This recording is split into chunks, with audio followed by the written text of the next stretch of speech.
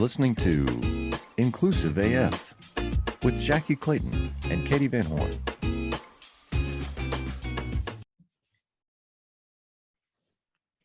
Oh, Nelly Furtado. Here we go again.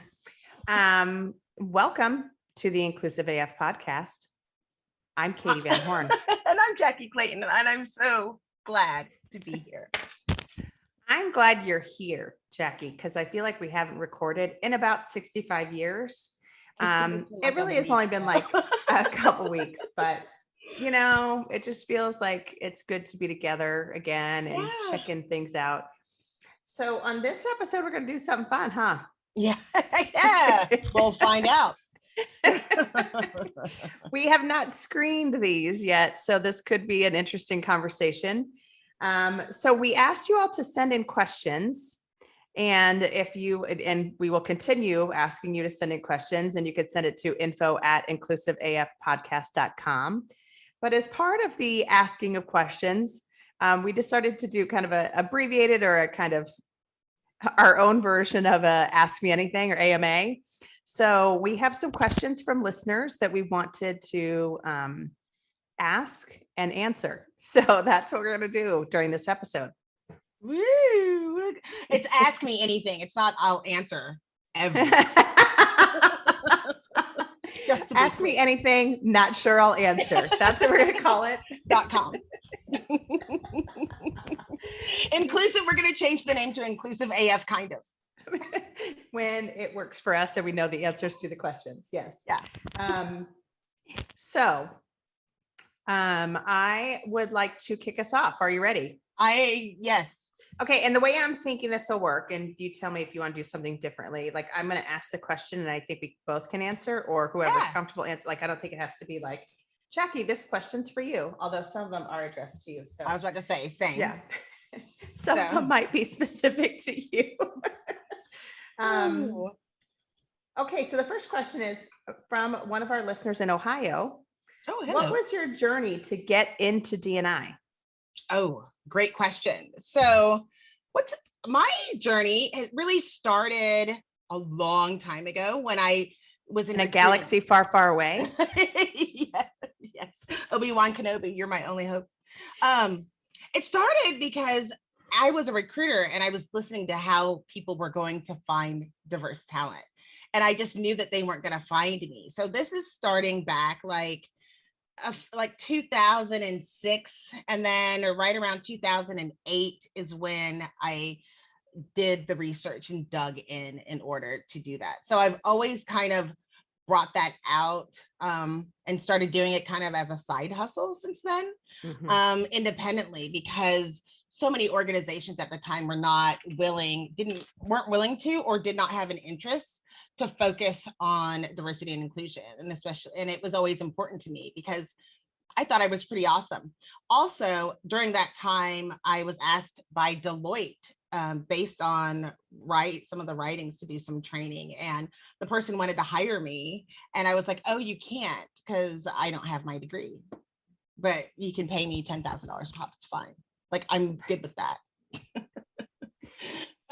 But then that also made me think, right? Like my own bias. I never thought about that being a diversity issue, but it absolutely is. So that's how I hopped in there. How did you? Well, time out. How long were you a recruiter before that? Oh, like what, 3 years? Okay, cool. Awesome. Yeah. So my journey, and I think I've probably shared parts of this on the show, but because this is a show now, not a podcast. When Absolutely. I did my song and dance in episode 2, I just kidding. So I started on a recruiting desk actually at Adecco. So as a contract recruiter, and was doing like high volume recruiting, and then helped to open up their financial division in Arizona.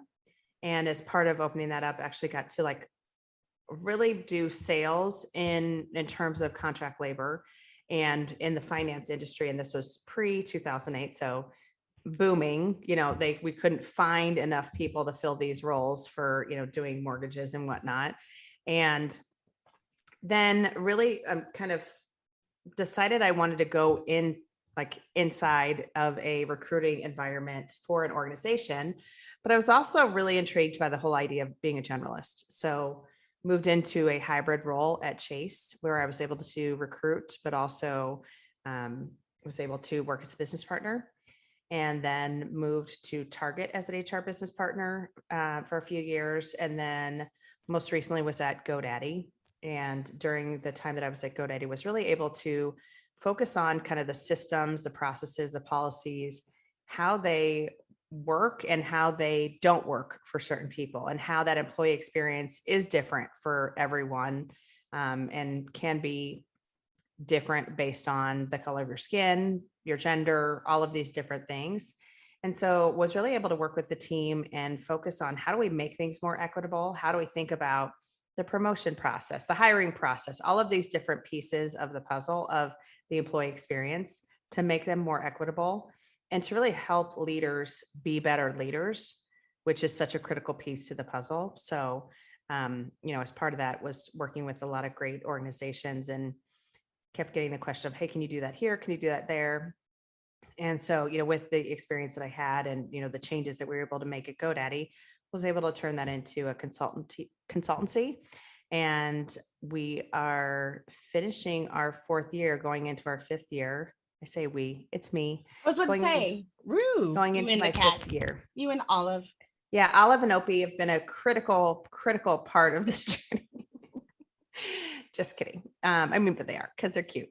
So that's my journey. And I now get to help everyone, and it's really fun, and getting to work with global organizations, local organizations. I just think it's cool because you can do a lot and you can make an impact. And it's scary and fun. And kind of backtracking, you made me want to do a do-over. Now I'm like, wait, I didn't share some really important parts of the journey. Okay, that's what I was gonna say. I know there's more to the story. I know. That was the elevator pitch. That was Yeah. the 6th year. We only got to the 5th floor. Well, I think really this question, not to interpret what the person is saying, but I'm guessing that it really is more of a, what was your career path? So I can think about my career path. Well, what's interesting when I think about from a career path is that when I got into recruiting, we were just starting with .NET. So diversity, nobody cared about diversity. We needed people who knew .NET. There were like 5 people in the whole state of Florida. So that worked out perfectly. It was fine. It was fine. But what was interesting, and I always talk specifically, if anybody knows Amy Beth, I'm not going to use her last name so nobody stalks her, because you either know Amy Beth or you don't know Amy Beth. And if you do know Amy Beth, at the time she was the editor for SourceCon. And I asked her, how do you get to write on SourceCon? And it's funny later that I was an editor, and I know it's like sometimes you're just really desperate for writers. She was probably really excited. I think about it. And she was like, you just write. And I asked her what was missing from the format. And she said, we don't have anybody writing about diversity. But she said, I don't want it to be just about women and people of color. And I was like, that's all I know. So immediately started my research. So it was kind of interesting how those things were in parallel. And at the time, this is also when it was Web 2.0 for recruiters, because we were learning the technology at the same time as it was building. Like we were putting the plane together while it was flying. And so I think part of my journey that was interesting is that I went from recruiting to writing, and then that became my full-time gig. But I was an editor, and I worked at Recruiting Daily, specifically on recruiting tools. And then I got the opportunity to analyze HR tech tools, including those claiming to help people with diversity. And there were only 2 Black women writing about HR technology at the time. And it was really interesting because most of the reviews and things that you saw were not written by underrepresented people describing whether a tool was great or not. And most of the articles at the time said, they say they do diversity, cute, like they didn't get in there to see if it actually worked. And so then later, I was the director of success for Hiring Solved, which is a tool that does help people find diverse talent, but internal talent. And I worked there as the director of customer success. But what my customers were asking for was how to find diverse talent, always. And so it's funny when you have those journeys, just like you, like depending if you use the Wayback Machine and when you Google somebody is who you think they are. We've had so many different different roles over the years. And it's funny because people would Google me and they said, I thought you were a diversity person, or I thought you were a writer, or I thought you were this. And I've kind of changed, but that's always been a passion on top of it. But really working through the process and helping clients through that process and is part of it. And I think what's been great for me is that as a result of working for a software company and working with HR technology, is able to see the different challenges that were being addressed, but also work with so many different types of companies. Because I'd be like, oh, I'll help you with diversity recruiting, and they are a hairdresser, or they're a hospital, or they're looking for accounting, and you're like, wow, it's different all over the place. And so I think both of us bring to the table really interesting pieces. Mm-hmm. And this is the part we liked. Yes, absolutely. No, and I think it's so interesting that you're the piece that you're sharing, because it is we've evolved, I think, in our careers. Like, I think of it as a progression, but I also think of it as an evolution. Kind of, it's the, once you know better, you do better.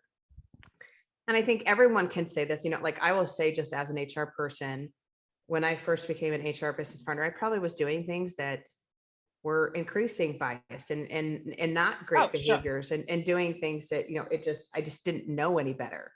And I think that's a piece that we all need to be aware of as professionals. And I mean, even today, I am constantly scrutinizing the things I do, what I say, the words I use, all of those things, not to be like, oh, I'm someone different, but just to be like, how am I showing up and how am I bringing folks along?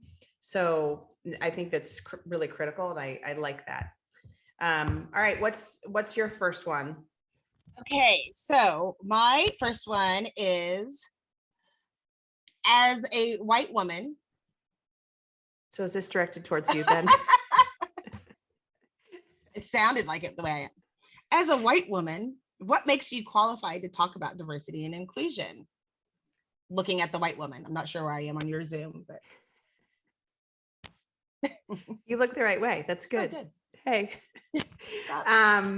So I think the experience that I bring to the table with the 20 years of HR. And so it's kind of I know the ins and outs of how should systems work, how should tools work, all of those things. But then it's also, for me, it's about the employee experience and talking to people, listening, learning, which I love to do and have always loved to do, is just like, tell me what your experience has been. How has this been for you to do this? Or all of these different questions that I continue to ask of folks, just to understand what's it like, what are the things that you need and what are you not getting in your experience that would be helpful. That's one of the reasons, or one of the ways that I think I bring a good value set or a skill set, because I like to listen and I like to understand and just hear the stories of folks. But then I would also say, because I have worked with so many different levels of the business and have worked with so many different groups, I'm able to have those tough conversations. And there are times, and you and I think have talked about this, when I can say something in a room that one of my Black colleagues cannot, or a white man in the room can say things that I cannot. And so I think for me, it's more we need everyone at the table. We need everyone to be contributing to this. So it's not I'm better than or anything like that. No, I don't have the lived experience. But what I like to do is listen and learn and hear from folks to say, what would make this better? How would work be better if we could all work together and learn from each other and listen to each other and just build cool shit? Well, but let me ask you what people aren't asking you, because this is, I think, what they mean. Mm-hmm. How do you make people feel safe as a Black person that's been discriminated against and dealing with bias with white people and or white women? And then, I mean, how are you not just another white person walking into the room who's going to try to do all the things for all the white people? Mm-hmm. Like, how are you not a colonizer when you walk in the room? Oh my word. I think it's the listening piece. Like, I'm not there going, you have to listen and do everything I say, because I don't know everything and I haven't had these experiences. But what I do is I create spaces where leaders and teams can listen to folks that they haven't heard from before. So, one of the first things, and this is, I think a lot of consultants do this, is they do listening sessions with teams. And you're looking for folks that are diverse. You're looking for folks that maybe have a different experience than the white person. And it's just because you want to understand, what is it really like to work in the organization? And everyone is going to have a different perspective. I am not there, though, to change things to reinforce bias or to reinforce the Eurocentric belief system. Really, I'm there to go, okay, how could we make this better for everyone? How could we create an environment where every single person has the same opportunity to grow and be better and do better in an organization? But it's also because I've lived this and done this, I quite a few times at different organizations. Now I feel like there's a level of expertise of here's what works and here's what doesn't work in your approach. And it's especially important, like with a TA leader. A lot of times, and it's somewhat comical, but a lot of times TA is led by a white male or by a male. And so it's always interesting to kind of hear their perspective first on how they think about talent. And when they use words like, oh, we need to do the diverse hire over the other person that is qualified or is more qualified, or, we should take away the requirements for the role and really focus on a diversity hire. And I'm like, okay, let's unpack that and think about why that's wrong. And really it's okay, no, this isn't we're going to lower our standards. It's not. And also even just insinuating that is completely obnoxious. But it's also like, how are we thinking about this? Like, it isn't about checking a box and hiring the person because of their skin color or their gender or their sexual orientation or identity. Like, that's not what it's about. It's about, again, creating these spaces where you can bring in different people who have different perspectives, different ways to innovate products, and have experiences that I don't have, the recruiting, lead doesn't have, the hiring manager and the team don't have, so that you can just do better and grow better organizations. Like, I talk about bottom line results, because at the end of the day, if you're running a business, this diversity thing that, people are talking about, cool, it's great. And yes, it's the right thing to do, but it's also about, hey, if we can drive innovation and build better products, we're going to sell more products and we're going to be better in the market and all of these things. Well, and that's, I'm glad that you said that. That is fair. And I was talking to somebody, I was actually interviewing someone, and the thing that they brought up was that they worked for, at the time they had worked for Microsoft, and they created a product, but it didn't work for Mac. So the question was, when have you done something that didn't fly very well? And the answer was that they created something, but they didn't create it for Mac. They just did it for Windows PC. And then, like, that's kind of how everything is built at Microsoft, isn't it? No, I thought, just right? Kidding, just I don't kidding. know. But then she was like, didn't even think about it. And I was able to say, it was funny because they said they didn't have a lot of experience with diversity and inclusion. And then we talked about that. I was like, that's exactly diversity and inclusion. Because if you had somebody who used a Mac on your team, you wouldn't have had that issue. They would have said, I can't even test that because I have a Mac. Like, that would have been the process. And I think people try to make it more difficult than it needs to be sometimes. Absolutely. Absolutely. But I appreciate it. So thank you for answering the question. You betcha. Let me look at my next question, my friends. You betcha. Did we both just move to the Midwest? Yes, we're in Minnesota now. We didn't mention it to you guys, but we are. No, just kidding. We're not. Okay, so this one I think maybe came up because of our conversation with Tara Robertson. Okay. So where do you think DEI should report in a company? And you is capitalized, FYI. Oh, snap. Well, I say it needs to report to the CEO. And because I think it needs to be aligned with business goals, and it needs to be, people need to be held accountable as a level of success for their organization. And if they aren't meeting the goals, then they aren't meeting the success numbers, going beyond the numbers. And I think it gives you a clearer picture. And it needs to be a C level of authority to be able to implement change and get budget. That's what I think. Yeah, I think your last thing was where I would focus. You have to report to the CEO because you need to get budget. because this isn't free work and this isn't something that can be done easily. It takes work, it takes effort. And even like, if you just think about recruiting, which is usually the last thing I think about when I think about diversity, how much money you actually need to spend to have the right career page, have the right things set up so that you're recruiting in the right places, you're interacting and creating networks and all of these different things. It costs money. And so, I think budget is a huge one for me, and getting the budget, through the CEO is usually a lot easier. HR normally doesn't get a ton of funding except for TA, but I feel like I'm being negative against talent acquisition today. I'm not. I love you all. But yeah, I think CEO is the right answer, period. Yeah. Well, and can we just talk about this, even though it wasn't one of the questions? Like, people need to get over it's the right thing to, we know it's the right thing. I know I just said that, but bullshit. Yes. You don't do the right thing. I've seen you have cocktails. I've seen you have chicken strips when it was not chicken strip day. You know that I've had, that was like, if it was the right thing to do, we wouldn't have fast food restaurants. We wouldn't have. Do you have pictures of this cocktail time? Because if you do, please delete them immediately. Usually, we don't take pictures. No pictures. Yeah.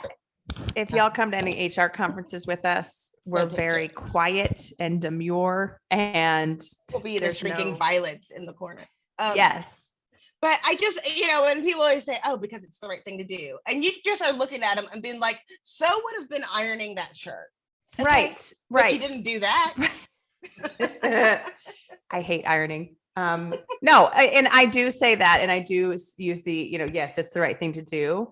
But it is, but like, honestly, yeah, if you're talking to a CFO, the answer is you're going to get better bottom line results if you do these things. That's right. The end. And it's like, we're not. And so I think there's a certain level where it's like, we're not doing it because it's the right thing to do. And I think it's okay for organizations to say, we need to be able to protect our assets and protect our organization. And part of doing that is to make sure that we have all voices at the table to make sure we're making good decisions. Like, just call it what it is. You know what I mean? Mm-hmm. Like, because I think there's, especially since we know not everybody feels like things like diversity and inclusion or like, truth and history are important. But that's another episode. That it's like, oh, well, that's the right thing to do. I think you do have to like push the envelope a little bit and be like, we're not going to do it because it's necessarily the right thing to do in general. This is what we need to do as a business and an organization, or else we're just going to die. Yeah, it's the sustainability piece. Absolutely. Mm-hmm. Okay. All right. What's your next one? So the next question is, do you, not in all caps, do you think diversity is better now or worse in organizations? I think that means, do you think our organizations are more diverse now than they were before? So statistically, if you look at the numbers, like the number of women in leadership has stayed stagnant since like 1995. Mm-hmm. And if you look at like the Fortune 500 leaders of Fortune, like we right now today have 4 Black CEOs in the Fortune 500. So my answer is no. I'm like, I literally, every time I say that stat, I just ask the question, Katie. I know, but I just get very like fired up about this because my answer is, in some ways, yes, we have improved. I think there's a lot more awareness. There's a lot more education. And also, I think right now it's still a hot topic, even though it has cooled off a bit. Everyone said, oh, Biden's elected. And so now everything's going to be fine. And, we don't have to worry about this anymore again. But if you look at you're approving Juneteenth as a federal holiday the same week that you're pushing anti-trans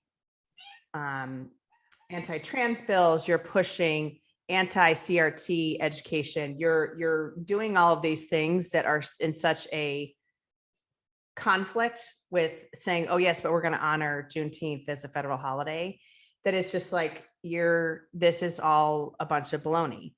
But I also think in organizations, because of and I'm going to say the media, honestly, like, yes, we can blame politicians but the media, I think, is spinning stories depending on what side you're on, to the point where people are so like, I want to ask, and it's kind of what I wanted to ask when Trump was the president, like, what is your logic on why you think he's good? But for me, it's like what is your problem truly with critical race theory? Like, it's those types of things. And I'm like, I just want to understand, like, what your logic is there. I don't understand it. And the more research I do on critical race theory, I'm like, I'm not getting the problem. But it also, like, leads to so many, and this is obviously what we know of the legislation that's being proposed and being passed in different states. We also know that, for critical race theory, there is the whole, if you're going to say we can't talk about race, then can we talk about the Holocaust? That's right. Can we talk about World War II? Can we talk about some of these other defining moments in history that were based on religion, nationality, race, all of these different things across, across time? Are we allowed to talk about apartheid? Are we allowed to talk about all of these different topics that are critical to who we are as a human race today? But I think, the people that are proposing this are also folks that are like Holocaust deniers, and you're just like, it's just bananas, which is not the question that was asked. However, I would say, I think we're doing better in certain areas. I do not think that we're doing better in representation in organizations. And I don't think we're doing better at creating equitable environments in organizations. I think there's just so much work to do. And I think that's kind of the conversation that is happening right now with all these folks that are hanging out a shingle as I'm a DEI consultant. It's okay, what qualifies you to actually help create change in an organization? And that's where I get really nervous, because I'm like, they're going to spend all this money on someone that's like, oh, well, I have an X experience, and so I can teach this. And you're like, no, that's not how it works. And companies are going to, like we know with any topic, if they don't see an easy solve, or they don't see things happening, they go, oh, this doesn't work, and so we're not going to do anymore. If you hire that one, Black woman to be a leader in the organization and she's not successful, then it's like, oh, we tried that diversity thing and now we're not going to try it anymore. No, that's not how it works. So I'm going on a tangent. I'm sorry, I get all fired up about this question. No, it's a very good question. What are your thoughts? I think we are having the conversations. I don't think it's getting better at the right pace to say that it's done. I mean, like, that's what gets me, like, people think they're doing better because they published their numbers, but we already knew you sucked, and now they're just owning it. But it doesn't mean that people don't talk about change. They're not talking about what they're doing. They're saying, oh yeah, we're going to do this, but they're not willing to say, like, there's things that are missing through the equation that people still haven't been able to digest yet. Right. Like, you've heard me, I always say, when I'm not getting paid and you want to know the Jackye theory of firing everyone, we're not seeing people saying, we're going to fire everybody who is, racist, sexist, homophobic, transphobic in our organization, regardless of what their title is, so that we can make sure it's an equitable. We should be seeing, we already talk about the great walkout, which we'll talk about later, but it's the great push out. That's what we should be seeing. If we would know that it would be getting better, because you would have more people going over on Fox News saying I was fired because I disagreed with this. That's what we would see. If it was really getting better, we would be having even more difficult conversations, because there would be such change. But I'm baffled. Critical race theory has been around for like over 40 years. Right. The fact that people are saying that it's anti-American, like,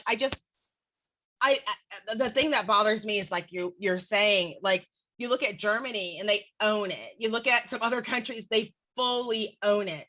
all of the pieces. You look at South Africa, they own it. They know, they talk about it, what the mistake was, how they went on planning on fixing it, how they still do it. And then we're like, oh, should we tell everybody about slavery? And they're like, no. But you literally just said it existed.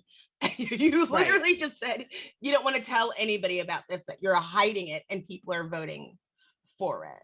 Well, and we know why it came up after 40 years of just being a part of education. And it's because the fact that Donald Trump created that executive order to say, we're not doing this in any federal agency any longer. And I know that there's this whole concept of like, oh, well, you're creating victimhood. And I'm like, I don't think that's what it's doing at all. It's just, here's the reality of what happened and how these different pieces occurred. Like, I mean, I think we saw it with like the Tulsa race riots. I didn't know about that 2 years ago. I had no idea. Never heard of it in my life. And I think I speak for quite a lot of the population of every color in the US knowing about that. Like, it wasn't something that we were taught in our history class or social studies. And so you do. Well, and I think it's really interesting if people looked at the things that Donald Trump. I'm a big political dork. I really like books. I like to read nonfiction books about presidents. And the most interesting for me is Nixon. And it'd be really interesting if we had another podcast about history. And if there's anybody listening that's a big history dork, please call me, because looking at an alignment of some of the things that you're not Nixon starting another podcast without me. I have to be very time clear. to do that. To be clear. Well, also, I would be sad if you started doing a podcast with someone else. Sorry, I digress. No, back to you. Yeah. Okay. Thank you.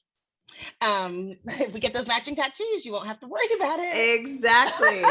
That's the other thing. Everyone needs to write in to info@Inclusive AF podcast and let us know what tattoo you think Jackye and I should get. Yeah. This is a critical question we're trying to ask ourselves right now. Very important. But I think what's really funny is that some people think that they're successful because they're making notice of the people that they've hired. They're not looking at the retention and the change in the company culture to be inclusionary, and they're not doing things that are equitable. And so until people are going to get transparent with the intersectionality of different groups and that we can actually look at the data for what it is, we won't be able to say it. Until 50-50 men, women is equal to salary and title, we're nowhere. Mm-hmm. That's before you bring everybody else into it. Right. Because that's what people seem to say. Look, we're 38% women and the rest of the math men, because math is hard. Right. And then you're like, wait, out of that 38%, 50 of them are in admin or support roles or customer support roles or get paid less than $40,000 a year. Well, and that's why I also think, and I know you and I have talked about this, it's also you have to actually look at diversity from a department perspective. That's and right. This is something that Aubrey Blanche, who's now at Culture Amp, talks about all the time, is that you actually have to dig that deep to go to the team level to see what the demographics are so that you can actually see who is missing around the table. So if you're talking about marketing and HR, you have usually a fairly predominant group of women in both of those organizations. If you talk about sales, it's predominantly male. And we're not even talking about race and ethnicity. So that's the other piece that I think people just forget. All right. Anything else on that question? I can't. I'll go off for hours. I just started thinking about critical race theory. I know. I should never say that during our podcast. No, we need to just have a whole episode about that. Fully, a two-parter. Yeah, and do the pros and cons. Because I honestly, like I said, I want to talk to people who are opposed to it to be help me understand. Please. I don't. Okay. Jesus. Sorry. Help me. Help me. Mary and Joseph. Yes. All right. Get ready to turn up the volume on your HR game. I'm Jay Arnold, former musician turned HR leader and host of Backstage Pass, the HR Rockstar. Each episode pulls back the curtain on key HR topics, from leadership lessons and bold career pivots to the latest in HR tech and talent strategies, featuring the rock stars within their industries. If you're ready to shake up the status quo and amplify your impact, This is your All Access Pass. You can catch the show on the Work Defined Podcast Network and wherever you listen to podcasts. Subscribe now and let's rock the future of work together. Hey, we're the Payroll Baddies, and our mission is to make payroll fun and relatable. And call out industry when they hear it. You got to call it out. You got to call it like you see it. But we also got to shine a light on all those unsung payroll heroes out there, making sure we get paid. Yeah, those are the real payroll baddies out there, and we love sharing their stories and showing them love. With gold chain and everything, baby. By the way, SAP is the best payroll out there, and if you don't like it, get out. All right, this one comes from another listener. So this one actually makes me kind of sad. So I am the only queer woman of color at my company. I am always the only, in quotes, in the room. It sucks. But I am not in charge of recruiting. So what can I do? Oh. So, number one, know that you are worth it and you are worth support. And if you're not getting it where you are, you need to leave. Just leave. Because there are places where I think that you can be included. Now, you love your job, you love the company, you love the place that you work for, different story. But first of all, nobody has to stay in organizations where they are. Ask out, reach out to some recruiters, get some help and assessment to look for an opportunity and a job and look for the places where you can fit. I'm not saying put your job from a point of privilege, like you have enough money in savings or whatever. I'm saying start the journey, get ready, get some support, and start looking for those things so that if anything else happens, you are ready and can reach out to people, get your network together. The other part is, I think the scariest part that's important is to bring it to people's attention. Because I've looked and in like with organizations and you have to say, hey, that's not you didn't say that properly, or saying you said, hey guys, and that's not appropriate. Or you said this or that, and we're trying to make sure that we're inclusive. And some people, if they're not called out, they don't recognize, they assume everybody's the same. So I think it's important to say something, but I also think it's important to say, if you're already, you have those conversations with your boss, get specific around some things that would help you to feel better. I think it's important that especially the things that have come up for you, to start thinking about what things, especially if there's no diversity and inclusion person there, of letting people know these are some of the things I think that we can do, or these are some of the things that I noticed, so that you can get to the, like, how are we going to fix the situation? Otherwise, what generally happens, and I've been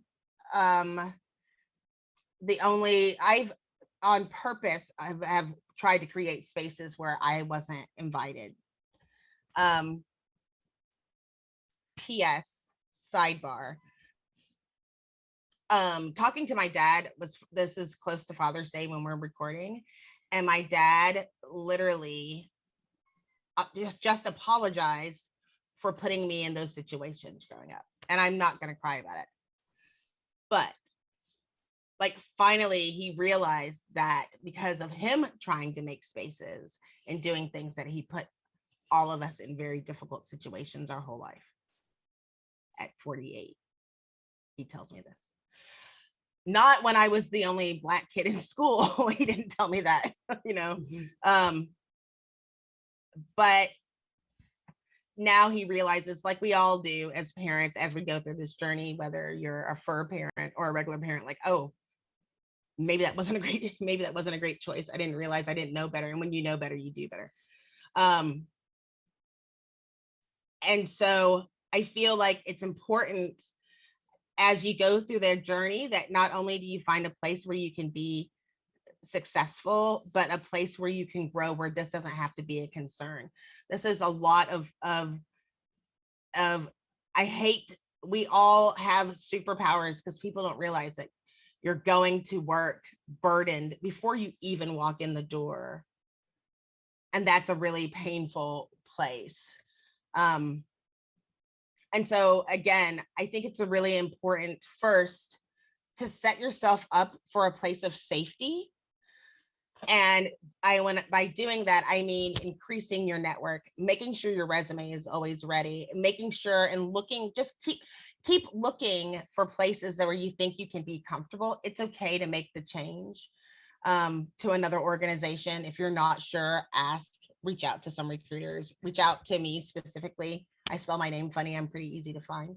But I'd be more than willing to help you in doing those things. But also, if you don't feel brave, so taking it to another level, if you don't feel brave, see if you have an ally in your organization. You should know, or I hope that you feel like you have at least one person who's an ally that can help you on that journey. And sometimes you have to ask and say, if you have an ally at your work to help foster those conversations, because sometimes that's a little bit easier of having your ally, like, this is really bothering me. What do you suggest? With somebody who's at your organization who may know the personalities and the people and the policies and the culture, and have them have some of the conversation. Lord knows I've had Jeremy, and I talk about Jeremy Roberts. We are in our third job together. We've known each other for 13 years. And there's been plenty of times where he's called me and said, okay, are you going to talk about this? Because I'm going to say something if you're not going to say something. He's always been my ally. Doesn't mean he's woke or perfect, but he's always like, okay, this looks like something. I looked at this and I thought it might be bothersome. I want to say something. Mm-hmm. So I would say talk to your ally as well. And I would also want to say again to whoever wrote that in, I'm really sorry. Mm-hmm. And first of all, I think that was like the perfect answer. So I like, what should I add? I think for, there have been times when I have been the only woman in the room, especially working in tech. And I think the pieces that always like came to mind, obviously I'm a fairly direct and I'm fairly comfortable speaking up. But I think your comment on allies and finding those allies is so critical. I think it's something that you can go to folks and have those relationships with folks one-on-one that will speak up for you in the moment when you're not in the room, all of those things. And I think being the only and the first is so difficult, but I also would say try to be as brave as you can and find friends, find people in your network that you can help to recruit into the organization as well. So you can create an environment where you're not the only, but also exactly what you said, like if it's just not a great place, then you should go. And there are so many great places that you could work instead. And I am that person. I'm like, don't quit a job until you have another job in line, but keep your mental health and keep yourself safe. And yeah, call Jackye, call myself, call me, I should say myself, call me or Jackye. And anything we can do to help support you, we would love to do. We got time for one more question, Jacqueline. Do you have another one or? Yeah. I don't know how it kind of goes along the same lines. Okay. What should you do if your boss is a racist? Okay. Can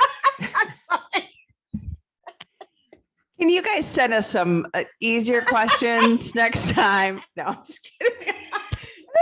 What's funny is when you talk about like what people don't say, trust me, I will have people say that hiring people of color isn't a priority right now. But Katee gets the racist. Like, here's the thing. Like, I would love to say like, that's not a thing. That doesn't happen. But alas, some of the organizations I've been contacted by recently, I'm like, I can't help you. I just don't think you're ready for this. I think what I would do if my boss was a racist, I'm just going to put myself in the person's shoes. I would do everything I can to create awareness. So, bringing up comments that maybe the person makes, or having one-on-one conversations about why they believe certain things. But again, that's me. Like that's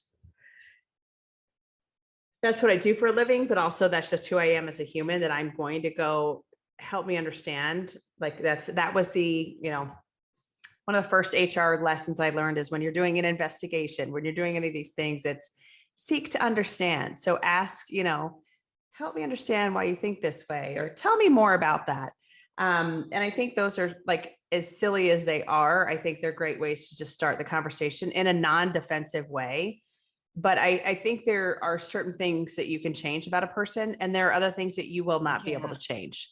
And so I think it's just being thoughtful. Like, at the end of the day, it's about your own safety, your own well-being. And so, my first thought is run as fast and as far as you can. But then there's also if you are okay with helping, or if you are in a place mentally that you can step up and have those conversations, great. And I think you should. But there are times, and I mean, I think we all have lived this in the last few years, where you've had friends and family members and different things that have had completely different views than you on politics, or on, what's going on with social justice issues.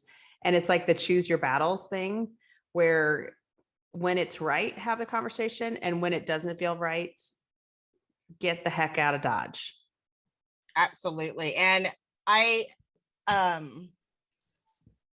you do need to run as far as you can. And some of the things that are interesting is that you might not know that your boss was that way until some of these things started coming up. So I don't think it's like, why, for those that are listening that are like, why would you work for a racist? I think we can all attest that in the last 4 years that we found out a lot of things about people that we thought we knew that we didn't. And we've had to change our language around certain things, or, be selective. But I also think one of the things that I don't know, tell me what you think, but in my role, I can't change. My goal is not to change you as a person as a whole. I just think it's funny because I'm in talent acquisition primarily, with my diversity work starts on that part of the journey. And so for me, you kind of have choices. I can't work with you. I can't help you strategize around that. And so we get to pick and choose. But I do think it's interesting seeing that part. I think Katee is really good from that part. And I just think about conversations that we've had with other people. Katee and Robin are really good at being HR people. I'm not very good at it. Robin Schooling is who we're referring to, if but anyone's I'm really wondering. good at talent acquisition. But Robin and I are good at picking fights and diffusing fights. That's what we're really good at. Diffusing. I cause trouble. But I think it's I said we can start it too. Oh, fully. We're a good crew. But I think it's important to get out. And anybody who cannot see the benefit of being fair and equitable and actually hold those things, you will have a problem. The other part is that some people didn't know their boss was a racist because they are part of the popular group. And so they had to hear them. Everything was fine until something came up for those things. But like you said, safety first. Yes. And I don't want anybody showing up on my doorstep saying I quit my job, so now help me and I'm homeless because you told me to quit my job. You have to take care of yourself. And I think that's what's going to be. Let's talk about the Great Walkout. Have you heard about the Great Walkout? Yes. That's going to be happening. Okay. So for people listening, they're calling it the Great Walkout. We are going to be dealing with different aspects of diversity and inclusion that we did not know we were going to have to be dealing with. I don't think any of us thought that post-COVID behavior was going to happen so quickly. Right now, what the Great Walkout is that several organizations are trying to deal with what to do regarding the changes because of COVID, meaning, do we have a hybrid workplace? We're going to force everybody to be vaccinated? I heard someone last week, and tell me what you think of this craziness. I freaked out. What they are doing is everybody who has been vaccinated will get a sticker on their badge. The people who are not vaccinated will be required to wear a mask at work. They're requiring everybody to go back to the office. And the people who are vaccinated, I was like kind of like the Scarlet Letter, but different. I talked to another organization this week. Or Jews having to wear a Star of David on their clothing. Correct. And so then another my example word. that I heard recently was that they were going to require people that are vaccinated to come back to the office, but people who are not vaccinated will be able to work from home. I was like, well, shit. Guess what? I'm not vaccinated. Right. Well, and I guess there's like, okay, so. But wait, hold on. So to tell you what the great walkout is. Sorry. The great walkout is people are going to say, I want to work from home. The organization is going to say, you have to work. And they're going to say, screw you, I'm out. And it's going to be happening week after week after week. It's already happening, Jackye. I had a company send out a survey saying, here's the date we want everyone to return to the office. What are your thoughts on this? And they literally got resignations as a response to the survey. Because people are like, no. And I understand that they're trying to be thoughtful about vaccinated, not vaccinated, but I also want to just say, it kind of needs to be on the honor system, but secondarily, I don't like if someone is just not a person that believes in vaccinations or wants to get vaccinated. And especially knowing right now that like women of childbirthing years maybe shouldn't get vaccinated, or it could mess with the testosterone levels of men who may be wanting to have baby, like, no. And I had a friend that passed away on my birthday from COVID, right? Oh my gosh. And there's been instances from time to time where you're like, oh yeah, we're still in a pandemic. You forgot. Right. There is a hashtag I saw on Twitter that was like Faces of COVID or something like that, that was giving lists of people that have passed away. That's what's going to be interesting, regardless of what you determine is best for your organization. Somebody, somewhere, is going to get COVID at work. Right. That was told that they had to go back to the office. Right. That's going to die. Whose family's going to sue the company. Right. It's going to happen. Because I'm that's actually the American shocked. Way. If they would teach critical race theory, then they would know maybe we should all work together. But since they don't. But also, like, I'm actually, and I think we talked about this like at the beginning of COVID for folks that were considered essential workers. Yes. Like, how is that going to work that the companies aren't going to be sued for some sort of workplace, endangerment, or I don't, whatever the OSHA rulings are, which we can call our friend Kate if we need to know the answers to that. Need to. But anyways, okay. So do you have any questions left? Yes, but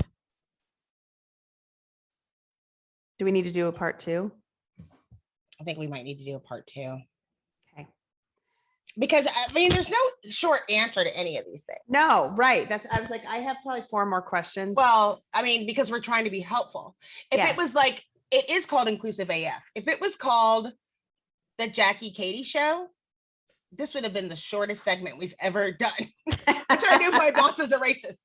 But what should I do if people on my team are racist? Fire them! Like, just done. Yes. But that's not helpful. Not the good answer. No, not the good answer. No. Okay. But I do want to do this again. And I do want folks to keep sending in questions, because I think the questions, the questions that we got, even the ones, I didn't look at all of them, and I don't think you did either, but I think the ones that we did look at as we were pulling them were really, really good. And I appreciate everyone for sending those in. But if you add a hashtag, can we add a hashtag to put hashtag I'm Inclusive AF, so we can search on Twitter if people want to do it? Or just if you want to post it on Twitter or anywhere else, what do you want the hashtag to be? I'm Inclusive AF. I'm Inclusive AF. Yep.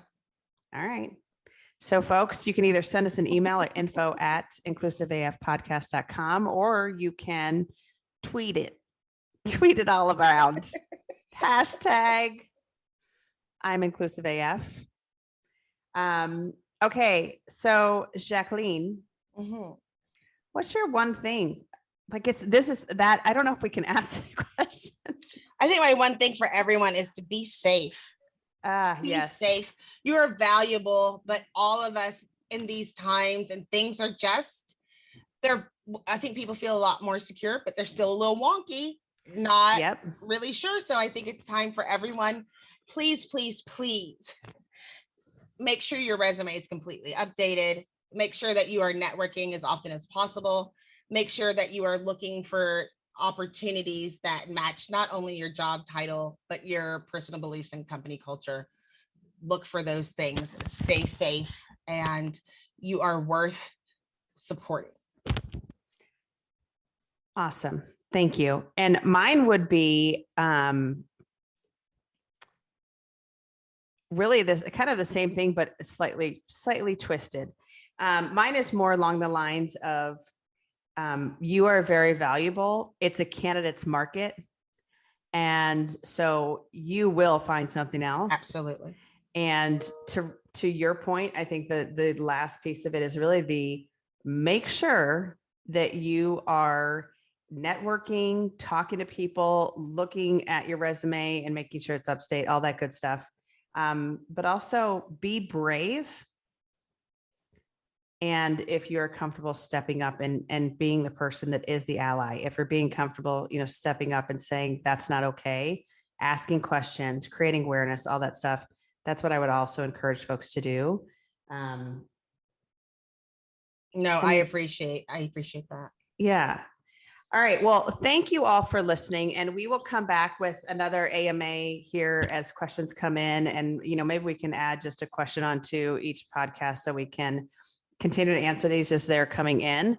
We appreciate everyone who has responded so far, and keep sending those questions in, and we'll do everything we can. And if there's a question that you have that you don't want us to read on the podcast and you would just like us to answer, just make a note of that in the email. If you don't want to sign your name, any of those things, just let us know and we'll go from there. So thank you for listening. This is Katee Van Horn. And I'm Jackie. Quit interrupting my name. It's very not nice. So long. Can we just change it to Katie Van? KVH. This is KVH signing off. Thanks for listening, folks. Bye. You're listening to Inclusive AF with Jackye Clayton and Katee Van Horn.